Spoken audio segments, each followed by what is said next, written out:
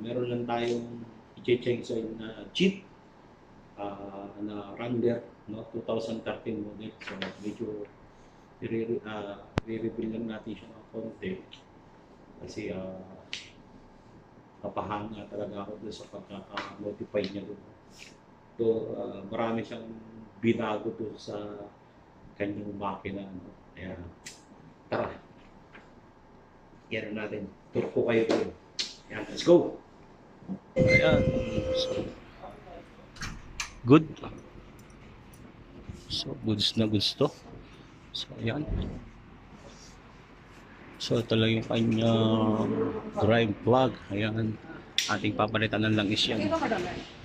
No? So, ayan. Ang pangilalim ng Jeep na Wrangler. So, yun naman. Lalo pagka, paano hindi magmamahal yung mga sasakyan na yan. Oh. Mga group pa, oh. Dual, 4x4, 4x4 siya. Ayan. So naka-engage siya dito papunta ron sa front drive niya. So yun, may differential siya dun sa harapan. Saka dito. Goods na goods. So yan lang, 30 socket lang. So yan na siya chainsaw. Ayan, tanggal na yung langis. Ayan. We have turbo. Turbo. You check the modified. Mamaya papakita ko sa inyo yung makina nito na naka-modified talaga siya. Minodified talaga siya. Mayroon na rin palang gumagawa niyan dito sa Saudi. Nakala ko sa atin lang. So, lupit. Kaya ano siya, tingnan nyo naman yung shock niya. Shock absorber niya. May support plug siya na ito. Isa. Ayan. Diba? May supply siguro na hangin ito. Yan, hindi ko alam yan. So, yan. Ang filter nito ay although nasa ibabaw. Nasa ibabaw ang filter nito.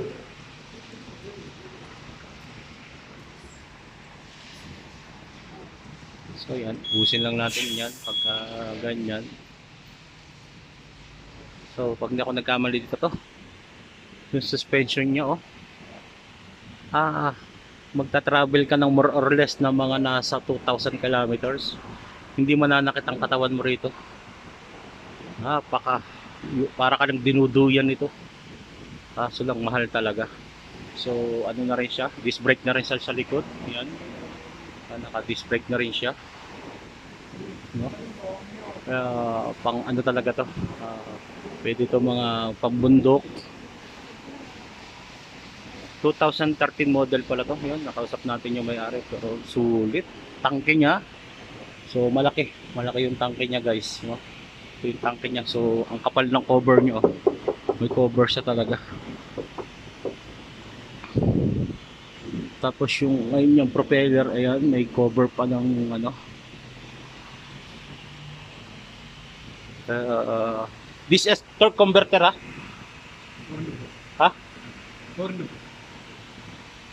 Kaya ito, maalwan to sa ano, sa mga ahonan, sa mga putik ba, yung malulubog ka.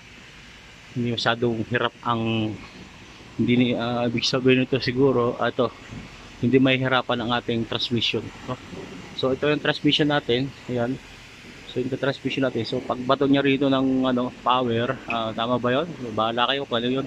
Ayun, nasa isip ko. Ayan, so ito. So ito yung magdi-division siguro, no? Kung gusto mo engage to para front and back, ha? For transfer case. Yeah. For yun, taga-transfer nga daw, sabi nung ayan, mekaniko yan. No? Just you see, it's very nice suspension. It's very modified, right?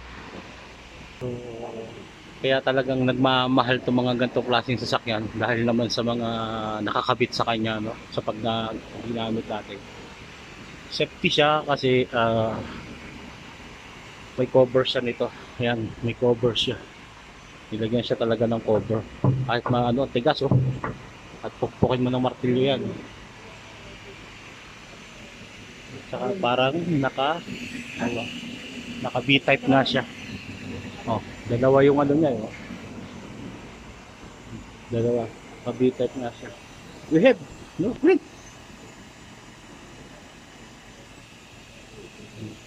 So yan, ang filter niya ay nasa ibabaw. Nagkaroon na lang, background. Gamitan nyo lang siya ng socket na 24. Socket, no? Yan lang, parin niya. So, tingnan natin yung filter niya.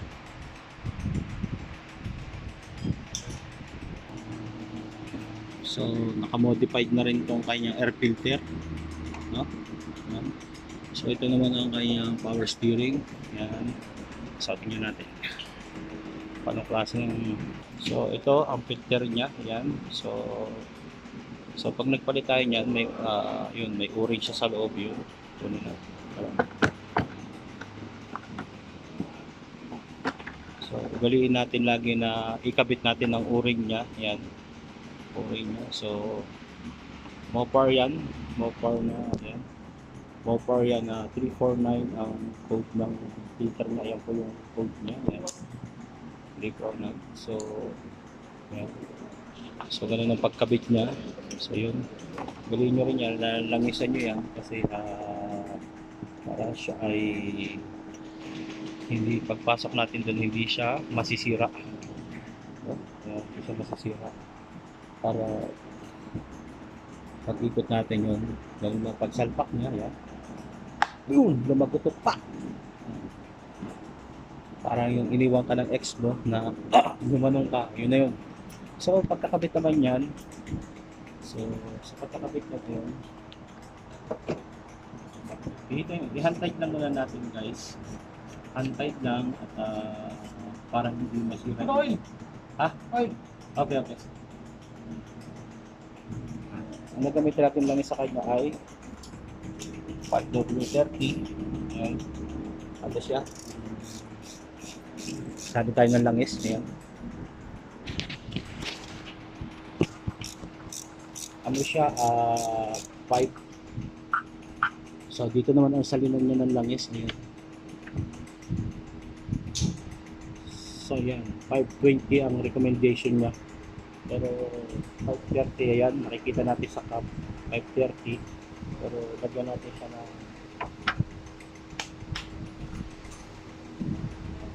check lang natin yung cover na yan.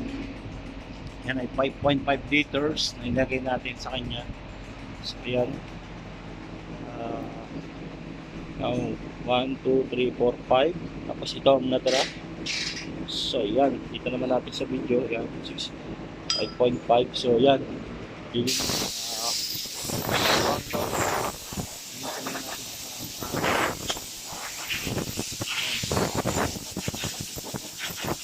Ang galing niya, no? Kasi ito. So, modified na talaga lahat. No? So, ito. Going to pamunta siya sa radiator. Yun, papunta sa radiator. Ito yung receiver niya. Modified na talaga. So ito, hindi ko alam to para saan to. Para basta, hindi ko alam yan. Hindi ko nakakalam yan. Ito, radiator. So goods na goods pa yung ano niya. Yung kanyang brake fluid. Yan, goods na goods pa. Galing.